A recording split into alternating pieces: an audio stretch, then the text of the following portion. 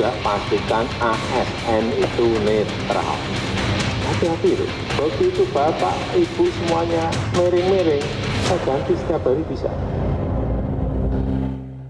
Saya akan langsung ke Pak Johannes dulu. Jadi makan siang itu ide langsung dari Presiden kah, Pak Johannes? Ya pastilah, itu kan ide yang sudah memang disiapkan jauh setelah semua pasangan capres dan bacapres dan capres kemarin mendaftar di KPU.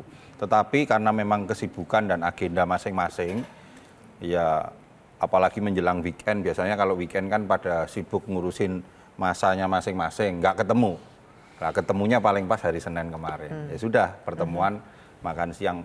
Dan menurut positif, harus kita apresiasi lah bahwa apa yang dilakukan oleh Bapak Presiden ini kan sebagai cooling system kan. Kalau kita lihat sekarang kan masyarakat sudah mulai menghangat, bahkan memanas, sosial media, bahkan yang dulunya teman, sekarang sudah mulai saling remove-removean grup. Menurut Istana itu karena apa? Situasi hari ini menghangat karena apa? Ya 5 tahun sekali yang namanya pilpres, pileg, mau pilkada juga pasti akan menghangat lah, memanas gitu. Tinggal bagaimana juga ya. Hah? Karena istana Nah juga. itu apakah Ya, semua karena lah. Istana? Ya enggak lah. Ya yang pasti kan semua kan namanya kompetisi. Dalam kompetisi itu juga harus diantisipasi lah semua situasi yang ada. Tapi kan yang diinginkan oleh Bapak Presiden hari ini kan bagaimana kita menjaga agar Pilpres ini dulu kita bicara hati-hati tentang politik identitas. Tapi sekarang kalau ke sini kan kita geser, ya sudahlah, mari politik ini Pilpres ini kita maknai Pilpres, pemilu dan segala macam dalam politik keriangan, kegembiraan. Penekanan bahwa Presiden? ada perbedaan-perbedaan yaitu sesuatu yang wajar. Tapi geserlah menjadi satu perdebatan programatik, geserlah menjadi satu perdebatan-perdebatan yang memang betul-betul bisa mencerdaskan masyarakat, menjadi bagian dari pendidikan Pak Johannes, politik. tapi apakah tujuan utamanya Presiden ingin menegaskan bahwa saya ini netral, Presiden netral dalam Pilpres ini? Ya Presiden sebagai kepala negara kan memiliki kepentingan kan, kepentingan bagaimanapun juga beliau itu kan penjaga stabilitas politik nasional. Dalam konteks hari ini, ya sebagai Presiden beliau pasti netral. Tapi kalau sebagai pribadi saya nggak tahu, karena tiap pribadi pasti punya preferensi politik. Baik. Bahwa preferensi politiknya itu nggak akan dimanifestasikan dengan seluruh infrastruktur alat-alat negara dan segala macam, itu adalah komitmen Bapak Presiden. Karena kita harus lihat sebelum pertemuan dengan para capres, bacapres dan bacawapres bakal calon karena belum ditetapkan. Presiden mengumpulkan kan para pejabat daerah, para pejabat kepala daerah, dan beliau ngomong dengan tegas loh di situ. Bantu KPU, bantu Bawaslu, jangan ada intervensi, dana segera diturunkan, ASN harus netral, kalau ada yang miring-miring, saya akan turun tangan sendiri. Itu satu rangkaian ya. Satu rangkaian, harus sebelum dilihat saya sebagai bahas satu soal rangkaian itu, karena menarik setelah ada pengumpulan PJ Kepala Daerah, besoknya ada kejadian. Tapi sebelum itu, saya ingin tampilkan dulu, ini ada pernyataan dari pakar psikologi politik yang menarik ya. Dari Hamdi Muluk di sini mengatakan bahwa semuanya dipanggil, coba dimunculkan teman-teman, tidak ada yang berpihak dan diperlakukan sama, kira-kira begitu. Dengan keakraban yang sama. Jadi untuk menepis kesan bahwa beliau tidak netral, Bang Effendi, menepis kesan beliau tidak netral. Berhasil tidak upaya itu menurut Bang Effendi? Berhasil. Oh iya. saya suka Pak Johannes ini ya. Dari wajahnya itu agak berbeda dengan apa yang dia katakan. Gitu. Dia bilang berhasil, tapi dia senyum. Sama kayak Pak Presiden kalau bicara itu, kita nggak tahu itu maksudnya iya apa enggak gitu ya. Kalau menurut Bang Effendi berhasil atau tidak? Iya, berhasil dalam arti yang umum, yaitu bahwa sebetulnya dia dapat banyak hal. Yang pertama memang itu politik meja makan tuh khas Pak Jokowi loh. Di Solo aja mungkin duduk 54 kali sebelum memindahkan pedagang kecil itu antara lain.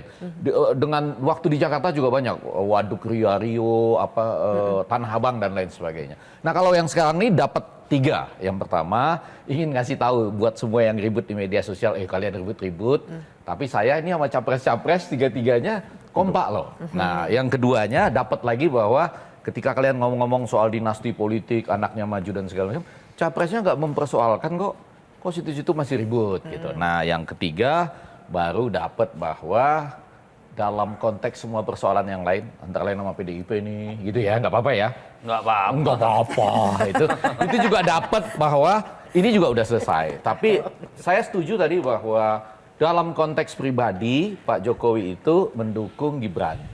Karena kan Pak Jokowi bilang gini, tugas orang tua itu adalah mendoakan dan merestui. Kan nggak mungkin dia mendoakan dan merestui Ganjar untuk menang. Nggak mungkin mendoakan dan merestui Anies untuk menang. Tapi mendoakan dan merestui Gibran sebagai pribadi. Tapi sebagai kepala negara, nah itu kau yang memulai, sekarang kau yang menengahi.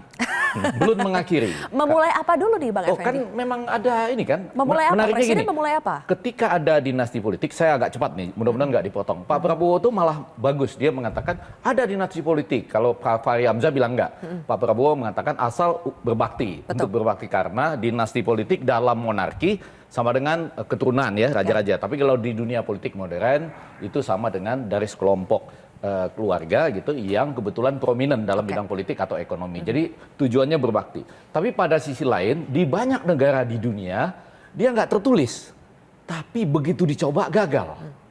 Jadi itu banyak nggak ditulis tuh bahwa Anda tidak boleh anaknya nggak boleh maju ketika dia sedang memerintah misalnya. Banyak yang nggak ditulis. Tapi begitu dicoba itu gagal. Rakyat nggak mau. Dalam konteks hari ini, pertanyaannya Pak di tengah negara kita sedang dicoba. Antara lain melalui, saya cepat-cepat nih, saya setuju dengan Habib yang mengatakan penundaan keadilan bagi satu orang pun dalam konteks konstitusi sama dengan ketidakadilan. Tapi bagi kami yang sudah 30 kali maju ke Mahkamah Konstitusi, penundaan keadilan bagi seluruh putra-putri bangsa untuk maju sebagai calon presiden dan calon wakil presiden, jutaan loh jumlahnya, itu juga ketidakadilan. Nah karena itu, saya mengatakan tadi, kau yang memulai, kau yang menengahi. Ini masih di tengah. Baik. Belum sampai ujung. Oke, tapi Bang Effendi setuju ya bahwa ada efek positifnya. Oh, positif. Oke. Tapi kalau sambil ketawa boleh ya? Sambil ketawa boleh. Positif. Berarti maknanya agak lain ya.